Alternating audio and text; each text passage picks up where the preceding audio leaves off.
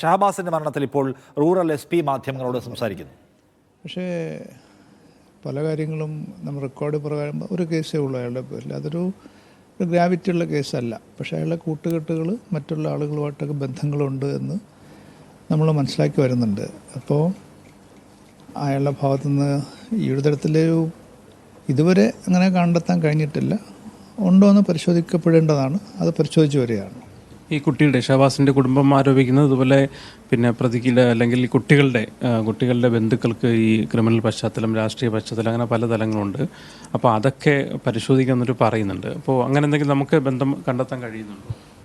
അല്ല, അത് ആരോപണം നമ്മൾ പരിശോധിക്കാമെന്നേ പറയാൻ പറ്റൂ. ഇതുവരെ നമ്മുടെ അന്വേഷണത്തിൽ അങ്ങനെ ഒരു പശ്ചാത്തലം കാണുന്നില്ല. പക്ഷേ ആളുകൾക്ക് ഒരു അവരുടെ ഒരു വിദ്യാഭ്യാസ അവകാശം, പരീക്ഷ എഴുതേണ്ട സംഗതികൾ, പരീക്ഷ എഴുതാൻ അനുവദിക്കാൻ പാടില്ല എന്നൊക്കെ അദ്ദേഹം പറഞ്ഞിരുന്നു. പക്ഷേ നിയമത്തിൻ്റെ മുമ്പിൽ നിന്നിട്ട് രാജ്യത്തിൻ്റെ ഭരണഘടനയുണ്ട്, അതനുസരിച്ചുള്ള കാര്യങ്ങളിൽ നമുക്ക് ചെയ്യാൻ കഴിയുള്ളൂ. പക്ഷേ നേരെ മറിച്ച് നിയമത്തിൻ്റെ ഒരു കഠിനമായ ശിക്ഷ കിട്ടുന്നതിനുള്ള തെളിവുകൾ ശേഖരിച്ച് അത് കോടതി മുമ്പാകെ പോലീസ് ഹാജരാക്കുന്നുണ്ട്. അപ്പോൾ ആ തരത്തിൽ അതിനെ കാണാൻ കഴിയുള്ളൂ.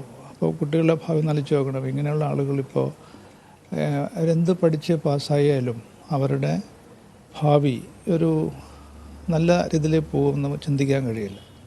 ഈ പ്രായത്തിൽ ഇങ്ങനെ ഒരു കുറ്റകൃത്യത്തിൽ പെട്ടിട്ട് ഇപ്പോൾ ജുവനൽ ഹോമിൽ കഴിയുന്നൊരു കുട്ടി ഇപ്പോൾ പരീക്ഷ പ്രൊട്ടക്ഷൻ കൊടുത്താലും നല്ല രീതിയിൽ അവർക്ക് പരീക്ഷ എഴുതാൻ കഴിയുമെന്നുള്ളത് നമുക്കറിയില്ല. അവർക്കൊരു എന്തൊക്കെ പറഞ്ഞാലും ഒരു സംഭവം ഉണ്ടായി, അതിനൊരു ഭാഗമായിട്ട് ആ കുട്ടി മരണപ്പെട്ടു.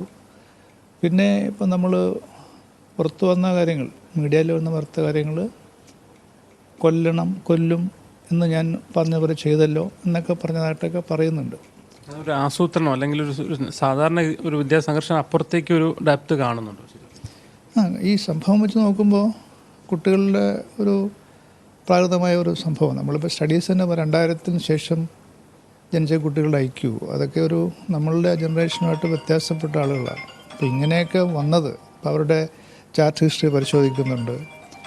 ഇപ്പോൾ നമ്മൾ പല കേസുകളും വേറെ കേസ് പരിശോധിക്കുമ്പോൾ ഇങ്ങനെയുള്ളൊരു കുറ്റകൃത്യം ചെയ്യുന്ന വീഡിയോ കണ്ടിട്ട് പ്രാക്ടീസ് ചെയ്ത് കുറ്റകൃത്യം ചെയ്ത ആളുകളുണ്ട്. പക്ഷെ അത് കുട്ടികളല്ല, പ്രായപൂർത്തിയ ആളുകളാണ്. അതൊക്കെ ഒന്ന് പരിശോധിച്ച് വരികയാണ്, അതിനുശേഷം പറയാൻ കഴിയും. ഇപ്പോൾ ഈ പരീക്ഷ എഴുതാൻ അനുവദിച്ചതിനെതിരെ വലിയ പ്രതിഷേധങ്ങൾ അവിടെ നടക്കുന്നുണ്ട്. അപ്പോൾ നിയമപരമായിട്ട് ഏത് വരെ നമുക്ക് അല്ലെങ്കിൽ ഒരു അടുത്ത വർഷം നടത്താമായിരുന്നില്ല എന്നൊക്കെ ചോദിക്കുന്നുണ്ട് ഒരു രക്ഷിതാവ് ഉൾപ്പെടെ.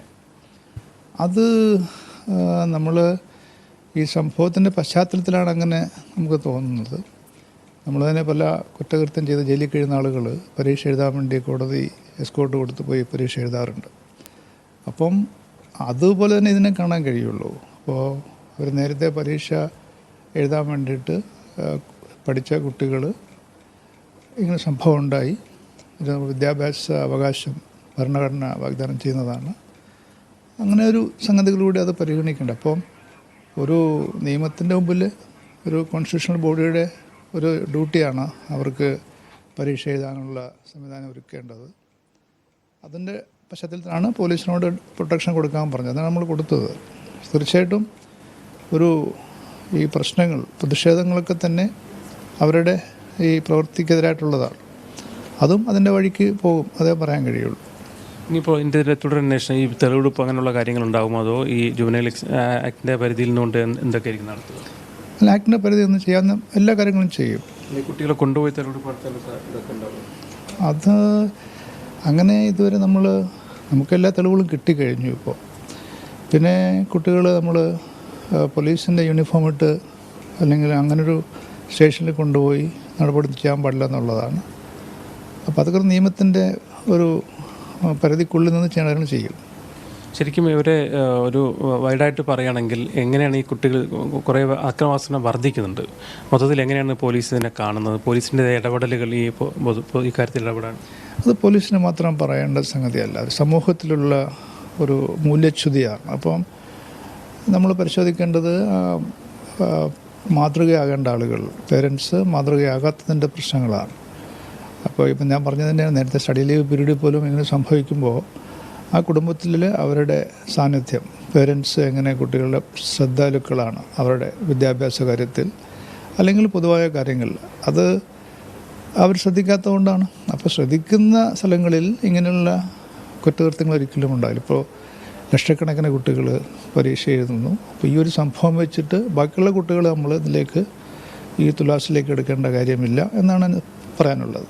എന്നാലും പോലീസിൻ്റെതായ രീതിയിൽ അവബോധം ഉൾപ്പെടെയുള്ള കാര്യങ്ങളിൽ പിന്നെ സ്കൂൾ തലത്തിലൊക്കെ നടത്താറുണ്ടല്ലോ. അത്തരം കാര്യങ്ങളൊക്കെ കുറച്ചുകൂടി ഈ ഒരു സാഹചര്യത്തിൽ കുറേ കൂടി ശ്രദ്ധ വയ്ക്കുക. തീർച്ചയായിട്ടും അതിപ്പോൾ ജനമൈത്രി പോലീസിങ് നമ്മളൊന്നുകൂടി പൂർവാധികം ശക്തിയോടുകൂടി ചെയ്യേണ്ടതുണ്ട്.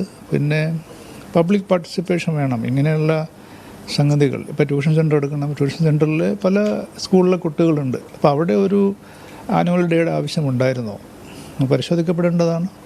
അപ്പോൾ ആനുവൽ ഡേയിൽ ഇപ്പോൾ നമ്മൾ കാസർഗോഡ് സംഭവം കണ്ടില്ലേ. അപ്പോൾ ആനുവൽ ഡേ സമയത്ത് കുട്ടികൾ കഞ്ചാവ് കൊടുക്കാൻ പുറത്തുള്ള ആളുകൾ വരുന്നു.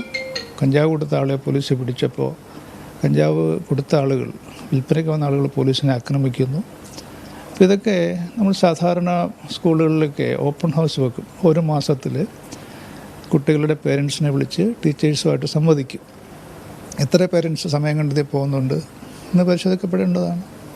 അപ്പോൾ ആ ഒരു പരിശോധന എല്ലാവരും സമൂഹത്തിലുള്ള കുട്ടികളുടെ മാതാപിതാക്കളാണ് ആദ്യം വിചാരിക്കേണ്ടത്. സ്കൂളിൽ അയച്ചു കഴിഞ്ഞാൽ എൻ്റെ ജൂഡുമെല്ലാം കഴിഞ്ഞു, പിന്നെ എല്ലാ സാറന്മാരുടെയും സ്കൂളിൻ്റെയും ഉത്തരവാദിത്തമാണ് എന്ന് ചിന്തിച്ചാൽ കാര്യങ്ങൾ നടക്കില്ല, പരിധി വിട്ടുപോകും. ഈ ട്യൂഷൻ സെൻറ്ററിൽ DJ നടന്നു എന്നൊക്കെ പറയുന്നുണ്ട്. അങ്ങനെ അനുമതി ശരിക്കും ഉണ്ടായിരുന്നത് അതിനെപ്പറ്റി പരിശോധിച്ച് വരികയാണ്. ഷഹബാസിന്റെ മരണവുമായി ബന്ധപ്പെട്ട് റൂറൽ SP ഞങ്ങളുടെ പ്രതിനിധി അസ്ലമിനോട് സംസാരിക്കുകയായിരുന്നു.